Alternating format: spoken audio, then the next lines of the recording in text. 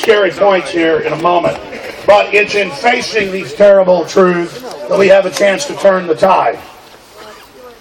We have the initiative. We have the future. We will win if we want to. And I know in my heart and in my mind we will. The question is, how tough is it going to be? But just remember, like ripples in a pond, everything we do here today, everything you do, goes on forever. And that's why it's so important that all of you came here, but it's so important that you realize, many of you do, that you are the resistance, that you are the future, that it is you that is going to control your destiny, working with other like minds. And that's why we have to salute people like Westbrook Pegler, more than 55 years ago, first reporting on Bilderberg when they didn't even know what the name was. And then Jim Tucker for 36 years, who just died about 4.5 weeks ago. And Georgia, who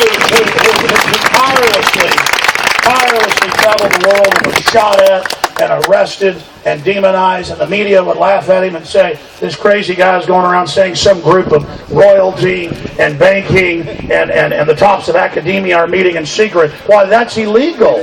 That can't be happening. It doesn't exist. Just 4 years ago, the New York Times wrote that I was in Chantilly, Virginia, walking around in a hotel grounds like this, imagining Bilderberg.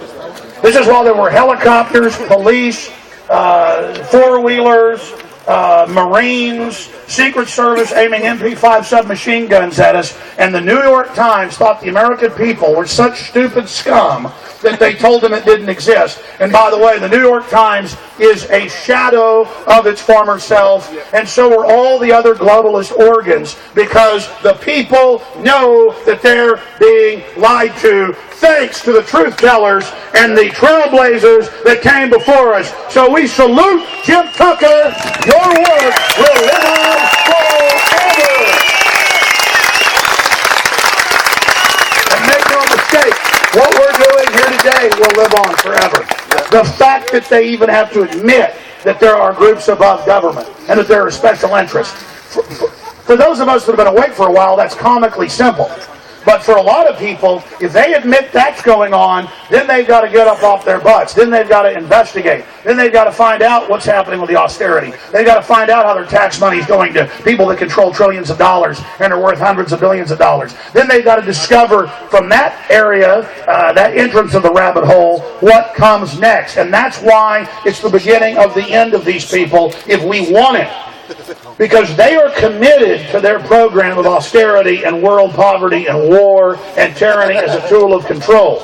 And it's their dark, wicked nature. They enjoy it. They've written books about it. They think you're too stupid and won't even read what they've said, what they've done. The White House Science Czar writes 1,100-page books like Eco-Science, bragging about spiking your water with sterilants and carcinogens. It's funny to them. They think you're too stupid to even understand it's going on. So if they tell you it doesn't exist, you'll just shut up and go away. But we're not going away. And once you realize that you're playing a mind game, and once you realize it's a hoax, and you go through that, there's no putting the genie of liberty back in the bottle. Again, it is over for the globalists, one way or another. Now, I showed this on my TV/radio show yesterday when David-Icke was in studio with me, and I held up the London Independent from Thursday. And the cover was 40% of people in the UK, 40% will have cancer by 2020. 40% of the people that live here will have cancer by then. They show the graph and the statistics. It's actually going to be far worse than that. And there's no discussion of why are the pediatric cancers in the U.S., England, and other areas up thousands of percentile points. Why do we lead the world in breast cancer? Thousands of percentage points above Latin America and other countries. And the list just goes on and on and on. And then you go research what the Rockefellers were into in the 20s, 30s, 40s, 50s, 60s, 70s. And then you discover all the major university studies and the whole plan that they have been putting cancer viruses. That's why there's hundreds of new bizarre cancers that never existed. That's why 50 years ago, I've talked to medical doctors, 30 years ago, doctors would fly across the country to see a child with cancer. Now I can walk out my front door and see children with cancer playing in the playground anytime I go there, with their chemotherapy, roach poison injectors hooked up to them, with their parents in sorrow knowing they're going to die and not going to make it. And these are the eugenicists on record. The leadership of Bilderberg are literally putting cancer viruses in your children's vaccines. They are putting hydrofluorosilicic acid. Major Harvard studies, they have known forever that massively increases cancer, massively increases IQ reduction, and that's because these people are not Nazis. These people made the Nazis. You understand that? The Nazis were kind of like in a mafia family, one of the other capos that got in the way. A group they actually told, you're going to be given the power to take over the world and set up the European Union, Adolf, and Britain's going to join you in the peace treaty we have with you. And then we're going to take the world over together. And Edward VIII and all the rest of this, the King of England was an admitted Nazi in Germany when the war started. They double-crossed even the royal family, who thought they were going to be the heads of a new fascist, white supremacist order worldwide.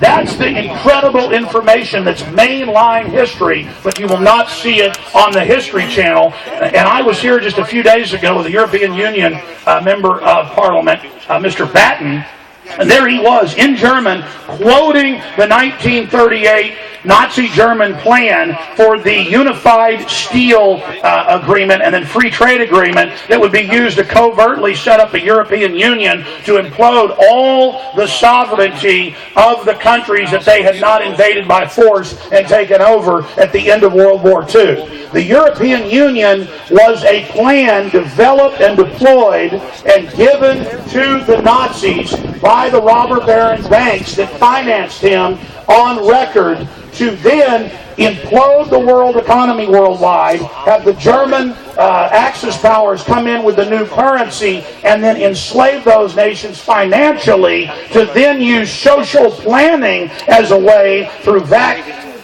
and other...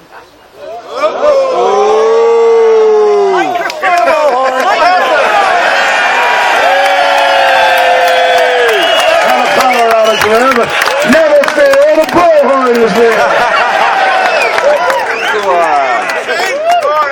Anyways, I'm talking to this European Union Member of Parliament, and I mentioned to him that the EU was an Axis plan. The EU, the whole plan, the Treaty of Rome, the Treaty of Britain, all of these treaties that led up to it after the war, those had actually, word for word, been the Nazi Axis plan to take over the countries that they hadn't invaded, to pressure them into an economic slavery. And this is the plan now that they have been following for 60 years plus, and they've done a really good job of taking over most of the planet. And they did a really good job of keeping the public in the dark about their plans. But now, when a major member of the EU Parliament and members of the UK Parliament and of the German Bundestag are all in the newspapers, and the head of the Italian Supreme Court is in the newspapers, say Bilderberg was founded by Nazis with the CIA and British intelligence at the end of World War II with a plan to take over the world, just like the West adopted the rocket plans of the Nazis and the intelligence operation plans of the Nazis, and even our military wears the Kurzel helmet of the Nazis, because Germany had been most successful via the Kaiser Wilhelm Institute before Hitler even came to power, adopting the Rockefeller genocide world program of Malthusianism and social Darwinism established right here in the middle of England and then transplanted all over the world. Family courts, taking your children in mass all over the place. Those are unconstitutional under common law. Eugenics courts. Go check your local family court. See when it was established. 1900, 1905, 1910. Same thing in Germany. Same thing in the United States. Same thing in Mexico. It is designed to destroy the family, to destroy humanity, and to dissolve the entire culture of the world and have us all be state-programmed individuals cut off from our fellow humans so that we can't work together to bring these murdering scumbags to justice. Yeah!